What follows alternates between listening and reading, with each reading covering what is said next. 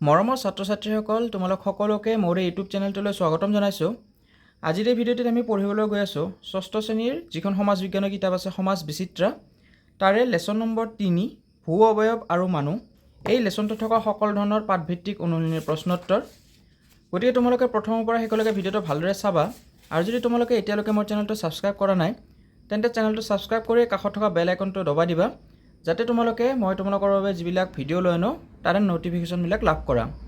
গতিকে বেছি পলম নকৰি আহাচোন আজি আমি এই যি পাঠ নম্বৰ 3 আছে তাৰে যিবিলাক প্ৰশ্নোত্তৰ আছে, যেনেকুৱা অনুশীলনী 1ৰ তোমালোকে কিছুমান প্ৰশ্নোত্তৰ দেখিবলৈ পাই আছা। পৃথিৱীৰ কোন অংশত প্ৰধান ভূ অৱয়ব দেখা যায়, স্থলভাগত পোৱা প্ৰধান ভূ অৱয়ৱৰ নাম লিখা, এনেধৰণৰ যিবিলাক প্ৰশ্নোত্তৰ আছে সেই গোটেইবিলাক প্ৰশ্ন উত্তৰ মই তোমালোকৰ বাবে ধুনীয়াকৈ লিখি আনিছোঁ। সেয়েহে প্ৰথমৰ পৰা শেষলৈ ভিডিঅ'টো চোৱা। যদি ভিডিঅ'টো চাই ভাল পোৱা তেন্তে ভিডিঅ'টোত এটা লাইক কৰিবা, তোমালোকৰ বন্ধু বান্ধৱীৰ লগত ভিডিঅ' শ্বেয়াৰ কৰি মোৰ চেনেলটো ছাবস্ক্ৰাইব কৰি দিবা। এতিয়া আহচোন ভিডিঅ'টো আমি আৰম্ভ কৰোঁ। অনুশীলনী 1ৰ ক নম্বৰ প্ৰশ্নটো আছে, পৃথিৱীৰ কোন অংশত প্ৰধান ভূ অৱয়ব দেখা যায়, তাৰে উত্তৰটো লিখিবা।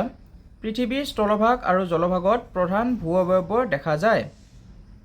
ইয়াৰে পিছত খ নম্বৰ প্ৰশ্ন, স্থলভাগত পোৱা প্ৰধান ভূ অৱয়ৱবোৰৰ নাম উল্লেখ কৰা। তাৰে উত্তৰটো কি এনেকৈ লিখিবা তোমালোকে। স্থলভাগত পোৱা প্ৰধান ভূ অৱয়ৱবোৰৰ নাম হ'ল পৰ্বত, পাহাৰ, মালভূমি, সমভূমি আদি। গ নম্বৰ প্ৰশ্ন আছে, পৰ্বত আৰু মালভূমিৰ মাজৰ পাৰ্থক্য উল্লেখ কৰা। ইয়াৰে উত্তৰটো কেনেকুৱা হ'ব।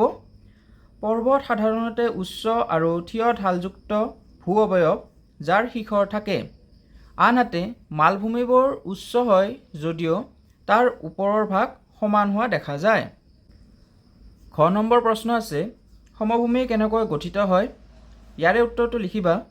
নৈ, জান-জুৰি ইত্যাদিয়ে উচ্চভূমিৰ পৰা শিল, মাটি, বালি আদি উটুৱাই নি নিম্নভূমি অঞ্চলত জমা কৰে আৰু এইদৰে সমভূমিৰ গঠন হয়।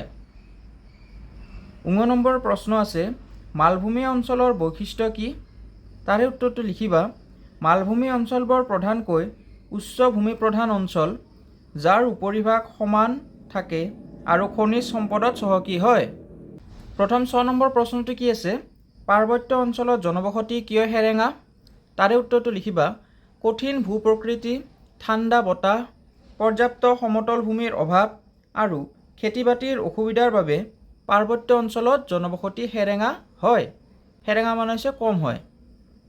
ইয়াৰ পিছত অনুশীলনী 1ৰ 2 নম্বৰ প্ৰশ্নটো কি আছে চাবা। পৰ্বত পাহাৰে মানুহক কিদৰে সহায় কৰে বহলাই লিখা। এইটো অলপমান ডাঙৰ প্ৰশ্ন উত্তৰ হ'ব। আৰু 3 নম্বৰ আছে, নদী, পাহাৰ আদি ভূ অৱয়ব দেখুৱাই এখন ছবি অঁকা। ইয়াতে তোমালোকক 3 নম্বৰৰ যিটো উত্তৰ সেইটো এটা তোমালোকক প্ৰাকৃতিক দৃশ্যৰ ছবি আঁকিব দিছে, সেয়েহে এই ছবিটো তোমালোকে নিজে ধুনীয়াকৈ আঁকিবা।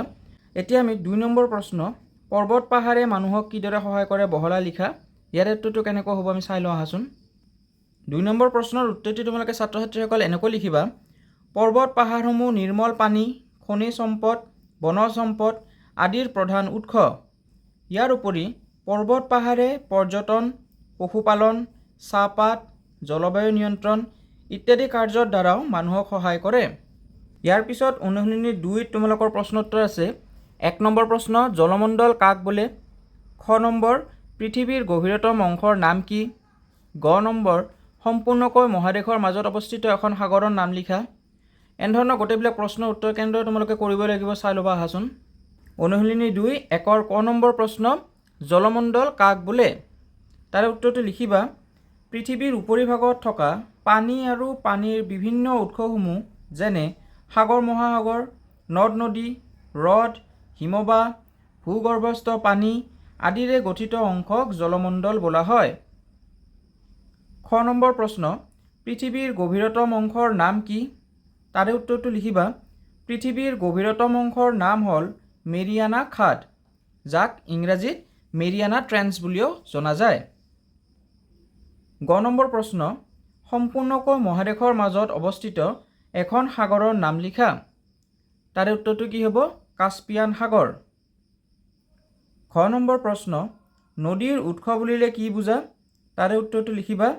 যি নিৰ্দিষ্ট স্থানৰ পৰা নদীৰ উৎপত্তি বা আৰম্ভ হয় সেই স্থানক নদীৰ উৎস বোলে। ঙ নম্বৰ, শাখা নৈ কি। তাৰে উত্তৰটি হ'ব, মূল নদীৰ পৰা ওলাই অহা সৰু জলধাৰা বা নদীক শাখা নৈ বোলা হয়। ইয়াৰ পিছত 2 নম্বৰ আছে চমু টকা লিখা, অৰ্থাৎ কিছুমান টপিক তোমালোকক দি দিছে, তাৰে বিষয়ে তোমালোকে চমু টকা লিখিব লাগে। ক নম্বৰটো কি আছে চাবা, সাগৰ মহাসাগৰ।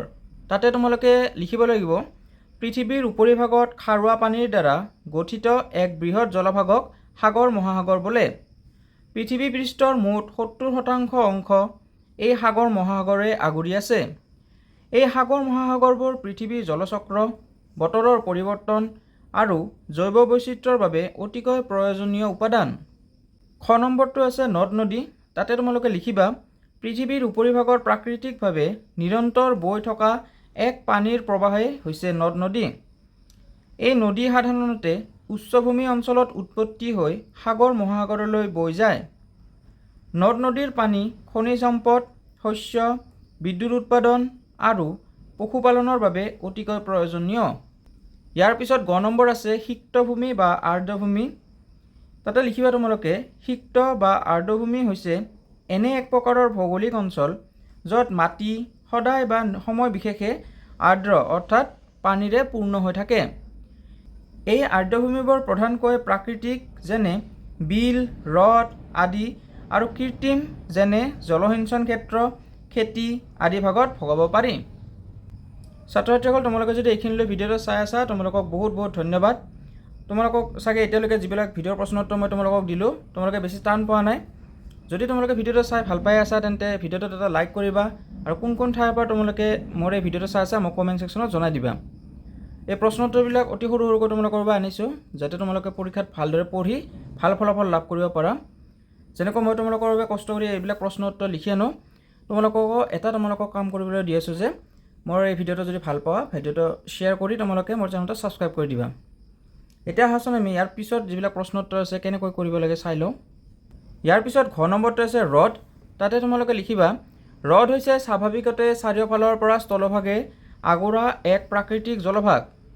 পৃথিৱীৰ বিভিন্ন ঠাইত বিভিন্ন আকৃতিৰ হ্ৰদ দেখিবলৈ পোৱা যায়।